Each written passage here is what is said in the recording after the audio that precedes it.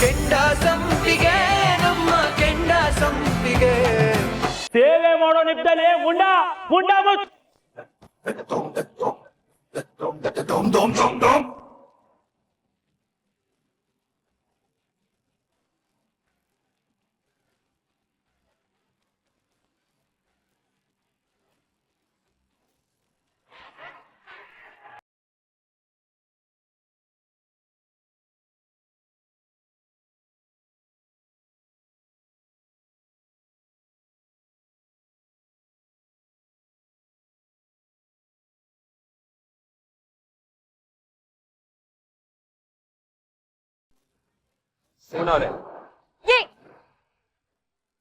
ಇನ್ನೊಂದು ಮಾತು ನನ್ ಬಗ್ಗೆ ಕೆಟ್ಟದಾಗ ಮಾತಾಡಿದ್ರು ನಾಲ್ಗೆ ಕತ್ತರಿಸ್ಬಿಡ್ತೇನೆ. ಅಬ್ಬಬ್ಬಬ್ಬಬ್ಬಬ್ಬ ಕತ್ತರಿಸ್ಬಿಡ್ತೀಯ ನೀನ್ ಕತ್ತರಿಸೋ ಗಂಟ ನಾನೇನ್ ಕಣ್ ಮುಚ್ಕೊಂಡಿರ್ತೀನಿ ಅಂತ ಅನ್ಕೊಂಡಿದ್ಯಾ ನಮ್ಮಿ? ಈಗೇನ್ ತಪ್ಪಂದೆ ಅಂತ ನೀನ್ ನನ್ನಲ್ಗೆ ಕತ್ತರಿಸ್ತೀಯ? ನಾನೇನ್ ಸುಳ್ಳ ಹೇಳ್ದೆ?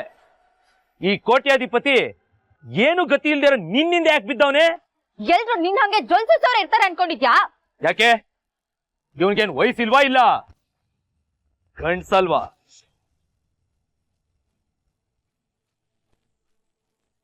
ಕಾಶಿ ಮುಗಿಸ್ಬಿಟ್ಟಿನಿ ಇವತ್ತು. ಸಾಕ್ ಸುಮ್ನಿರ ರಾಮಯ್ಯ. ಅಲ್ಲ ನನ್ನ ಮಗಳನ್ನ ಬೀದಿಲಿ ಹೋಗೋ ಕೂಲಿಯವನಿಗೆ ಬೇಕಾದ್ರೂ ಕೊಡ್ತೀನಿ ಅಂತಿದ್ದೆ, ಈಗ ಕಾರ್ಪೊರೇಟರ್ಗೆ ಸ್ಕೆಚ್ಚಾ? ಸುಮ್ಮಿ ನಮ್ಮ ಅಮ್ಮನ್ ತವ ಸಾಲ ತಕ್ಕೊಬೇಕಾದ್ರೆ ನಾನ್ ಬೇಕಾಯ್ತು, ಆದ್ರೆ ಈಗ ಕೋಟ್ಯಾಧೀಶ್ವರ ಬಂದ ತಕ್ಷಣ ನಾನ್ ಬ್ಯಾಡ್ವಾಯ್ತು ಅಲ್ವಾ? ಅಂದ್ರೆ ಏನಮ್ಮಿ ಅರ್ಥ? ನಿನ್ಗೆ ಗಂಡಂಗಿಂತ ಶ್ರೀಮಂತಿಕೆ ತಾನೇ ಬೇಕು? ಮುಚ್ಚೋ ಬಾಯಿ. ಲೇ ಶಗಣೇನ್ ಹುಳ, ಮಾತನ್ಯಾಗ ಒಂಚೂರು ಖಬರ್ ಇಟ್ಕೋ, ಇಲ್ಲ ಅಂದ್ರ ನಾಲ್ಗೆ ಕಿತ್ತು ಕೈಯಾಗ ಕೊಡ್ತಾರ ನಮ್ ಸಾಹೇಬ್ರು. ತೀರ್ಥ, MLA ಎಲೆಕ್ಷನ್ ಗೆಲ್ಲೋದಂದ್ರೆ ವಾರ್ಡ್ ಎಲೆಕ್ಷನ್ ಗೆಲ್ಲೋಷ್ಟು ಸುಲಭ ಅಂತ ಅನ್ಕೊಂಡಿದ್ಯಾ? ಅದ್ ಎಲೆಕ್ಷನ್ ಅಲ್ಲಿ ಗೆದ್ದಾಗ ಗೊತ್ತಾಗುತ್ತೆ. ನಾನ್ ನಿಮ್ ತರ ಕಚ್ಚಿಡುವಾಗ ಪ್ರಚಾರ ಮಾಡಲ್ಲ. ನ್ಯಾಯವಾಗಿ ಓಟ್ ಕೇಳ್ತೀನಿ, ಕೆಲ್ಸ ಮಾಡ್ತೀನಿ ಅನ್ನೋ ಭರವಸೆ ಕೊಡ್ತೀನಿ. ಮಾಡ್ತಿದ್ದೀರಾ ಸ್ವಾಮಿ, ಮಾಡ್ತಿದ್ದೀರಾ. ನಿಮ್ ಕೆಲ್ಸನ ನೀವು ಚೆನ್ನಾಗೇ ಮಾಡ್ತಿದ್ದೀರಾ. ಸುಮ್ನವ್ರೆ, ಶಾಂತವಾಗಿರಿ. ಅವ್ನ್ ಬೇಕು ಅಂತ ಜಗಳ ಕಿಳಿತಾ ಇದ್ದಾನೆ. ಏನ್ ಸ್ವಾಮಿ, ಏನ್ ಶಾಂತವಾಗಿರೋದು? ನನ್ನ ಮಗಳ ಹೆಸರನ್ನ ಬೀದಿಲಿ ಹರಾಜಾಗ್ತಾ ಇದ್ದಾನೆ ಈ ಬಡ್ಡಿ ಮಗ. ಅದನ್ನ ಕೇಳ್ಕೊಂಡು ನಾವು ಶಾಂತವಾಗಿರ್ಬೇಕು. ಇದಕ್ಕೆ ಕಣವ, ಇದಕ್ಕೆ ಇಂಥ ರಾಜಕೀಯದವ್ರ ಸವಾಸ ಬೇಡ ಅಂತ ಹೇಳಿದ್ದು. ಬಾ ಮಗಳ ಮನೆಗೆ ಹೋಗೋಣ. ಕಾಶಿ, ನೀನ್ ಮಾಡ್ತಾ ಇರೋ ಕೆಲ್ಸದಿಂದ ಒಂದ್ ಹೆಣ್ಣಿನ ಜೀವನ ಹಾಳಾಗುತ್ತೆ ಅನ್ನೋ ಯೋಚನೆ ನಿಂಗಿರ್ಲಿ. ಹಾಳಾಗ್ಲಿ, ಯಕ್ಕುಟ್ಟೋಗ್ಲಿ, ಅದ್ ಯಾವನ್ ಬಂದು ಉಳ್ಳ ಮದುವೆ ಆಯ್ತಾನೆ ಅಂತ ನಾನು ನೋಡ್ತೀನಿ. ಲೇ ಮುದ್ಯ, ನಾನು ನಿನಗೆ ಮಾತು ಕೊಟ್ಟಿದ್ದೀನಿ ತಾನೆ, ನೀನ್ ನನ್ನ ಮನೆ ಬಾಗ್ಲು ತಾವು ಬತ್ತೀಯ, ನಾನು ಕಾಲು ಹಿಡ್ಕೊಂಡು ನನ್ನ ಮಗಳು ಬಾಳ್ನ ಬಂಗಾರ ಮಾಡುವಂತ ಬೇಡ್ಕೋತೀಯ. ಆಗ್ಲೇ ಕಂಡ್ಲ ನೀನು ಮಗಳ ಕೊಳ್ಳಿಗೆ ನಾನು ತಾಳಿ ಕಟ್ಟೋದು. ಮುಚ್ಚೋ ಬಾಯಿ. ಸುಮ್ನಿದ್ದಷ್ಟು ಮಾತಾಡ್ತಾನೆ ಇದೆಯಾ? ನಿನ್ ಉದ್ದೇಶ ಏನು? ಸುಮನ ಅವರು ಬೇರೆ ಯಾರನ್ನೂ ಮದುವೆ ಆಗ್ಬಾರ್ದು ಅಂತಲ್ವಾ? ಈಗ ಹೇಳ್ತೀನಿ ಕೇಳು, ಸುಮನ ಅವ್ರ ಮದುವೆ ಆಗೇ ಆಗತ್ತೆ.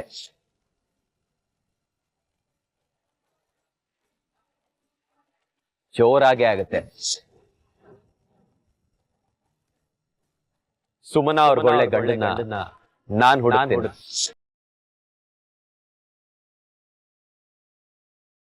ಸಾವಿರ ಜನರ ಎದುರು ನಾನು ಮಾಡುತ್ತಿರೋ ಸಾಮೂಹಿಕ ಮದುವೆಲೆ ಸುಮನ ಅವ್ರ ಮದುವೆನೂ ಮಾಡಿಸ್ತೀನಿ.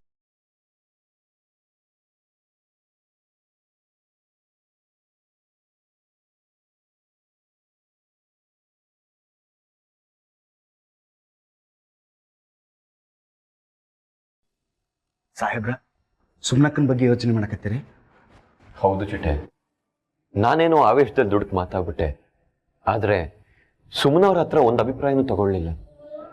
ನಾನ್ಯಾಕೋ ತಪ್ಪು ಮಾಡ್ಬಿಟ್ಟೆ ಅಂತ ಅನಿಸ್ತಾ ಇದೆ. ನಂಗೆ ಗೊತ್ತ್ರಿ, ಇದು ನಿಮ್ಮ ತಲೆ ಕೊರೆಕತ್ತಿತ್ತು ಅಂತ. ಈ ವಿಚಾರ ಕೇಳಿದಾಗ ನನಗೂ ಆಕಾಶ ತಲೆ ಮೇಲೆ ಬಿದ್ದಂಗಾತು. ಸುಮನಕ್ಕನ ಒಂದು ಮಾತು ಕೇಳಿಲ್ಲ.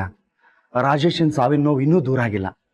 ಇಷ್ಟು ದುಃಖ ಇಟ್ಕೊಂಡು ಸುಮನಕ್ಕ ಲಗ್ನ ಹೆಂಗೆ ಒಪ್ಕೋತಾಳ್ರಿ? ಒಪ್ಪಂಗಿಲ್ಲ. ನೀವು ಮಾತಾಡ್ತಿರ್ಬೇಕಾದ್ರೆ ಆಕೆ ಮಾರಿ ನೋಡಿದ್ನಿ. ಸಾಹೇಬ್ರ, ಆಕೆಗೆ ಈ ಲಗ್ನ ಒಪ್ಪಿಗೆ ಇಲ್ಲ ಅಂತ ಕಾಣಿಸ್ತದ. ಇಲ್ಲ ಕಣೋ ರಾಜೇಶ, ನನ್ನಿಂದ ಆಗಲ್ಲ. ನನಗೆ ಈ ಮದ್ವೆ ಬೇಡ. ಯಾಕವ್ವ, ಕಷ್ಟ ಆಯ್ತೇನವ್ವ? ಹೌದಪ್ಪ, ಕೌನ್ಸಿಲರ್ ಸಾಹೇಬ್ರು ನನ್ನನ್ನು ಇಕ್ಕಟ್ಟಲ್ಲಿ ಸಿಕ್ಕಾಕ್ಸ್ಬಿಟ್ರು. ನನ್ನನ್ನು ಒಂದ್ ಮಾತು ವಿಚಾರಿಸ್ದೆ ಆ ಕಾಶಿ ಮುಂದೆ ಹಾಗೆ ಮಾತು ಕೊಡಬಾರ್ದಾಗಿತ್ತು. ನೀನ್ ಹೇಳೋದೇನೋ ಸರಿ ಕಣವ. ಆ ಕಾಶಿ ಮಾಡಿದ ಹುಚ್ಚಾಟಕ್ಕೆ ಅವ್ರು ಇನ್ನೇನು ಉತ್ತರ ಕೊಡ್ಬೇಕಾಗಿತ್ತಲ್ಲಿ? ಅದಕ್ಕೆ ಉತ್ತರ ನನ್ನ ಮದ್ವೆ ಅಲ್ಲಪ್ಪ. ಇಲ್ಲ, ನನ್ನಿಂದ ಆಗಲ್ಲ. ನನ್ನ ತಮ್ಮನ್ ಕಳ್ಕೊಂಡು ಇನ್ನೂ ಒಂದು ವಾರನೂ ಆಗಿಲ್ಲ, ಆಗ್ಲೇ ಮದ್ವೆ ಅಂದ್ರೆ ಹೇಗಪ್ಪ? ನಾನು ಇದಕ್ಕೊಪ್ಪಲ್ಲ. ನಾಳೆ ಬೆಳಗ್ಗೆನೆ ಕೌನ್ಸಿಲರ್ ಸಾಹೇಬ್ರ ಹತ್ರ ಹೋಗ್ತೀನಿ. ನನಗೆ ಈ ಮದ್ವೆ ಬೇಡ ಅಂತ ಹೇಳ್ತೀನಿ ಅಷ್ಟೇ. ಅಕ್ಕ ಅಕ್ಕ ಯಾರು ಬಂದಿದ್ದಾರೆ ನೋಡು.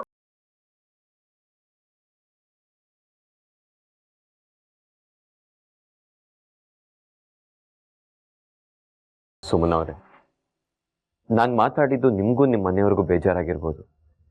ನಾನು ಮಾತಾಡಿದ ತಪ್ಪು ಅಂತೂ ಅನ್ಸಿರ್ಬೋದು. ಆದರೆ ನನ್ನ ದೃಷ್ಟಿಲಿ ನಾನು ಸರಿಯಾಗಿರೋದನ್ನೇ ಮಾಡಿದ್ದೀನಿ.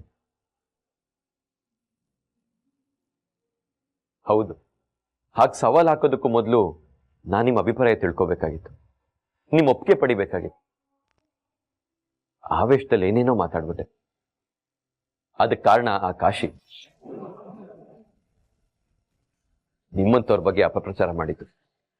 ನಿಮ್ಮ ಬಗ್ಗೆ ಕೆಟ್ಟದಾಗಿ ಮಾತಾಡಿದಾಗ ನಂಗೆ ಕೇಳಕ್ಕಾಗ್ಲಿಲ್ಲ, ಅದಕ್ಕೆ ಹಾಗೆ ಮಾತಾಡ್ದೆ. ಕಾಶಿ ಬಗ್ಗೆ ಕಾಲೋನಿಗೆ ಎಲ್ರಿಗೂ ಗೊತ್ತಿದೆ ಸಾಹೇಬ್ರೆ.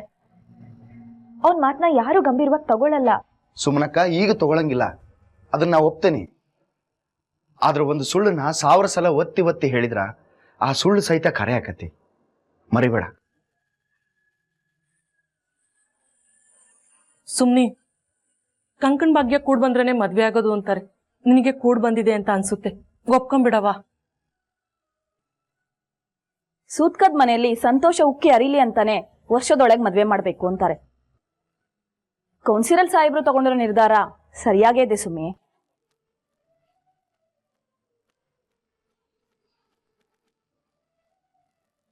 ಸುಮನಕ್ಕ, ನಿಂಗೆ ಗೊತ್ತಾ, ರಾಜೇಶ ನಿನ್ ಮದ್ವಿನ ಕಾಲೋನಿನ ನೋಡು ಹಂಗ ಮಾಡ್ತೀನಿ ಅಂತ ಹೇಳಿದ್ದ.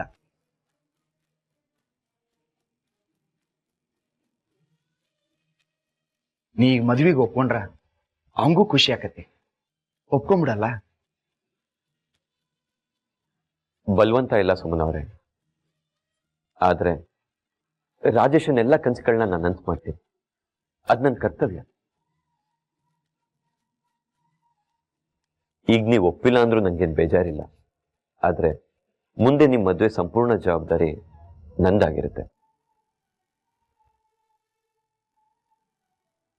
ನನ್ನ ಆತಂಕ ಒಂದೇ, ಈಗ ರಾಜೇಶನೂ ಇಲ್ಲ, ಆ ಕಾಶಿ ಬಂದು ನಿಮ್ಗೇನಾದ್ರು ತೊಂದರೆ ಮಾಡಿದ್ರೆ ಅಂತ. ಹೌದು ಕಣೆ ಸುಮ್ಮಿ, ಯಾರು ಇಲ್ದಂಗ್ ಮನೆಗ್ ನುಗ್ಗಿ ನಿನ್ ಬಗ್ಗೆ ಅಪಪ್ರಚಾರ ಮಾಡ್ದೋನ್ ಅವನು. ನಾಳೆ ಬಂದ್ ಹೋಗಿ ಇನ್ನೊಂದಾದ್ರೆ ಏನೇ ಮಾಡ್ತೀಯಾ? ಮಾನಕ್ಕಿಂತ ದೊಡ್ಡದು ಯಾವುದೂ ಇಲ್ಲ ಸುಮಿ. ನೀನ್ ಹಿಂಗೆ ಇದ್ರೆ ಆ ಪಾಪಿ ಹೆಜ್ಜೆ ಹೆಜ್ಜೆಗೂ ನಿನ್ ಮಾನ ತೆಗಿತಾನೆ. ಅದೇ ನಿನ್ ಮದ್ವೆ ಆದ್ರೆ ನಿನ್ ಗಂಡನ್ ಗಂಜಿ ತೆಪ್ಪಗಿರ್ತಾನೆ, ನಿನ್ ಆಸೆ ಬಿಡ್ತಾನೆ ಸುಮ್ಮಿ.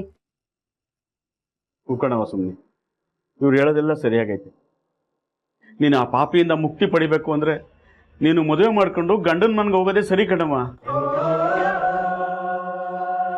ಇದನ್ನ ರಾಜೇಶನ್ ಕೊನೆಯಸೆ ಅಂತ ಅನ್ಕೊಂಡು, ಈ ಮಾತನ್ನೆಲ್ಲ ರಾಜೇಶ ನನ್ನಿಂದ ಹೇಳ್ಸಿರ್ಬೋದು, ಯಾರು ಗೊತ್ತು.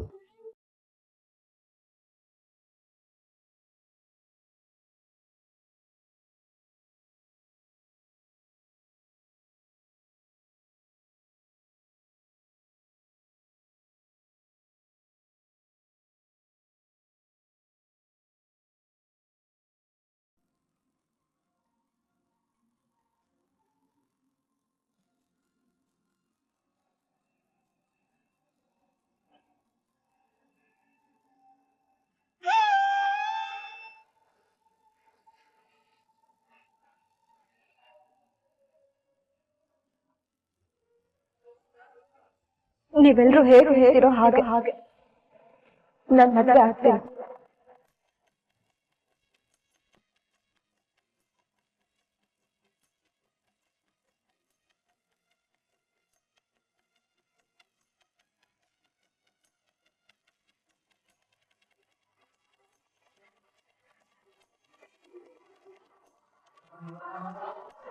ರಾಜೇಶ ನನ್ನ ಮದುವೆ ಆಗ್ತೀನಿ.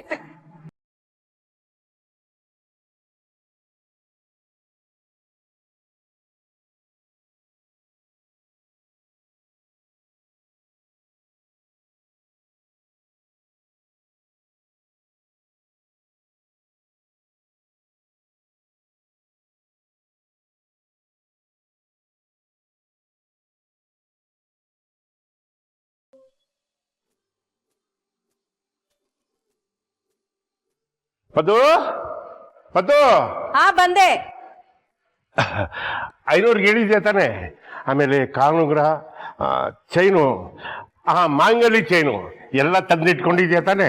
ಯಾಕೆ ನೀವ್ ಇನ್ನೊಂದ್ ಮದ್ವೆ ಮಾಡ್ಕೋತಿದ್ದೀರಾ? ಯಾಕೆ ಹಿಂಗ್ ಕೇಳ್ತಾ ಇದ್ಯಾ? ಮತ್ತೆ ಇದನ್ನೆಲ್ಲ ಯಾರಿಗ್ ಕೇಳ್ತಾ ಇದ್ದೀರಾ? ಪಾರ್ಥನ ಮದುವೆಗೆ ಕಡೆ. ಅಯ್ಯೋ ರಾಮ, ಅವನು ಪಾರ್ಥ ಅಲ್ಲರಿ ತೀರ್ಥ. ಓ ತೀರ್ಥ.